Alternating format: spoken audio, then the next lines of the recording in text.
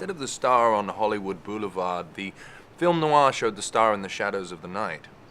It was in these shadows that an atmosphere of anxiety, desperation, hopelessness was created, reflecting a very warped vision of the American dream.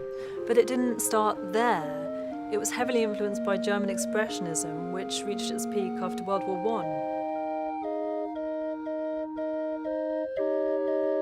Film noir adopted this visual style of extreme distortion to express an inner emotional reality that reflected the nightmares of war. German Expressionism was a factor, yes, but you cannot forget the influence of the hardboiled crime novels by authors such as Hammett, Chandler, Hemingway. That's not what I'm saying, and you know it. Of course the pulp fictions were important, but so is the Gothic romance, French poetic realism, even American Expressionism like The Cat and the Canary.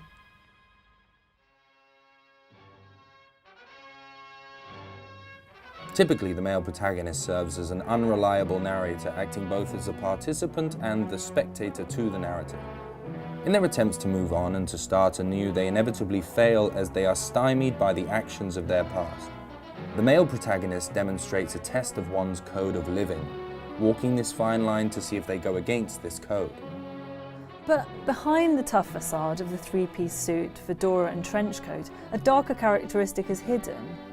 A sexual paranoia, a fear of the woman as powerful. In his pursuit of the femme fatale, the male suffers from an existential struggle, a questioning of his own moral compass with a severe lack of conviction. This could be seen as him being a victim of his environment, however. Enticed by the prospect of romance, the male is often robbed by his own free will by the femme fatale. This woman has an overriding effect on the male's ability to act, to be rational, to understand the significance of his actions. In this lack of self-control, a turn to alcoholism signifies a potential for the male to spill over into a world of disillusion.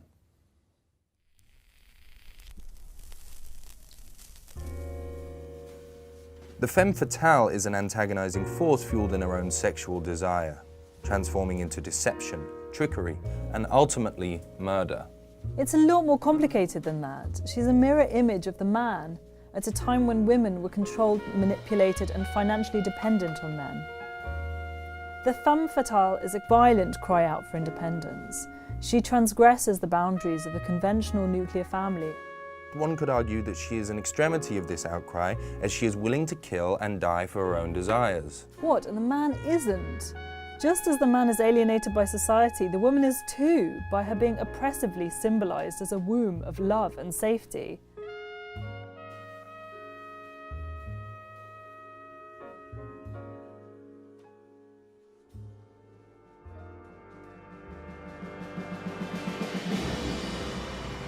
The post-war society is also reflected by the loneliness of the city. This is a place where the individual is swallowed up. Exactly. The city reveals the desperation and hopelessness of the people via the use of shadows and the occasional bursts of sunlight. And has anything really changed? The underbelly of society still comes out at night in bars and the lights of the city, be it the 70s neon of Taxi Driver or the 90s sci-fi chrome of Strange Days. Yes, noir has evolved into something more violent, but so has cinema. And of course you can't not mention Blade Runner when talking about neo-noir.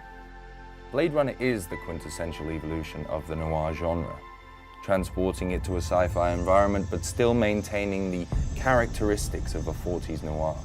This time the problems being shown are those of globalization, urban decay and mass migration. Noir will always reflect the fears of our time. Recently, our culture has been obsessed with the anxiety of the war on terror, the media's role in our society, and even the stagnation of progress and racial tensions. It's not a question of will film noir affect the future of cinema.